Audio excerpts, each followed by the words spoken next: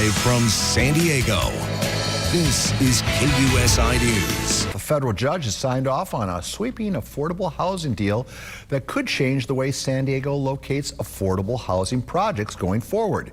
Here to break this all down for us is California real estate broker, Mr. Mark Powell. Mark, good morning to you, sir. Happy pre-4th of July holiday. Good morning, Paul. All right, so tell us about the ruling. A group of longtime residents in the Encanto, Southeast San Diego neighborhoods filed a federal lawsuit against the city of San Diego and the county of San Diego, claiming that a disproportionate amount of affordable housing units were being placed in their neighborhood, and that the city was waiving these things called developmental fees. Those are the fees that they charge developers to put in the sewer systems, police, streets, and stuff to make it more appealing for them. So this concentration was disproportionate. They said, you need to spread these affordable units out around San Diego. This lawsuit was started in 2019, and it finally got settled. And the settlement agreement, part of it is 70% of affordable housing units now have to be placed in more affluent areas, areas that have higher economic statuses. So you may be seeing some of these developments popping up in neighborhoods where a lot of the people in the neighborhoods don't want any units, much less affordable housing units. Well, I understand what the motivation is to, why should everyone just be dumped into one corner of the county? But at the same time, everybody wants to live in La Jolla. Everybody wants to live on Coronado. Why should affordable housing units be put to the front of the line? The claim is it created some type of economic and racial segregation. And if you look at history of San Diego, there was racial segregation. In fact, in some areas, if you were African American or if you have Jewish ancestry, non-European ancestry, you weren't allowed to live there. These were in the 60s. They were actually, some were written in the deeds. You can read them and go, wow, I can't believe this is even in there. So there has been a history. But as far as San Diego goes, we're pretty full. We can't, in a lot of the neighborhoods, can't take that many more units. I mean, we're bound by the ocean in the west, Mexico, in the south. We have Camp Pendleton, and then we have the mountains. So even affordable housing units are going to be hard to put in because there's no more room. The only way to do this is you got to go up. And there's some buildings. There's height restrictions in a lot of them. There's height restrictions. So I'm suspecting there's going to be a lot of pushback from some of these communities. And even though this is codified in law now, and there's a judge assigned to monitor this, they're going to watch and see if the city is actually putting these units in these different neighborhoods.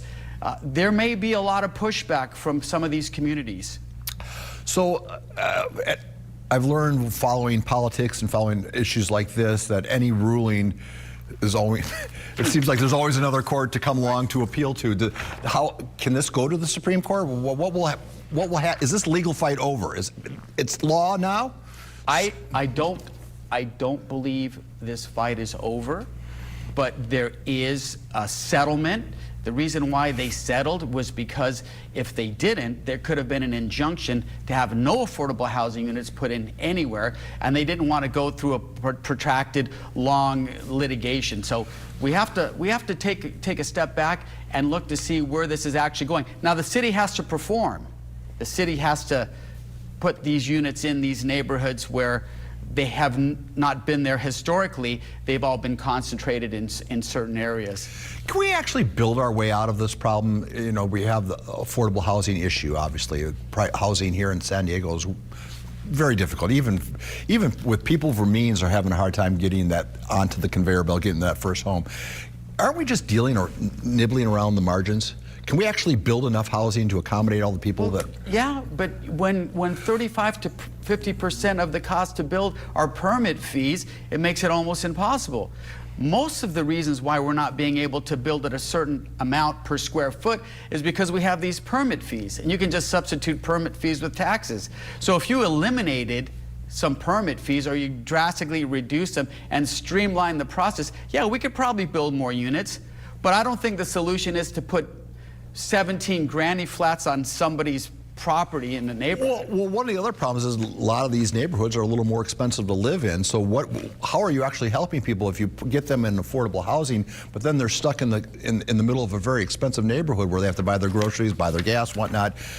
That's a really good question. And you know, you have to think, when they were making this ruling, they're saying, okay, well, we know that you can't concentrate all of the properties, all the affordable housing in one community, so we have to spread them out. But where are they going to put them? This is going to be the question. And you're going to see a lot of these planning groups and a lot of people in neighborhoods saying, we don't want any more housing. Well, nobody wants it in their backyard. I mean, that's just a fact. NIMBYs. Yeah, NIMBYs. I mean, that's just a... All right, well, so... But we do need housing, and we do need affordable housing, because, you know, I was just talking earlier with one of the producers here, and if you're a family of 3 and you're making like about $100,000 a year in San Diego, you're considered low income. Which is nuts. It's crazy. Which is nuts. Yeah. And then what happens to all this when La Jolla succeeds from the city? I mean, how does that change everything? That's been going on for years. Yeah. Let's see how that pans out. All right. Well, Mark, I appreciate you rolling in, and I got a feeling this is not done yet. No, this is tip of the iceberg, and people are going to start to talk about it. All right. Mr. Mark Powell, everyone.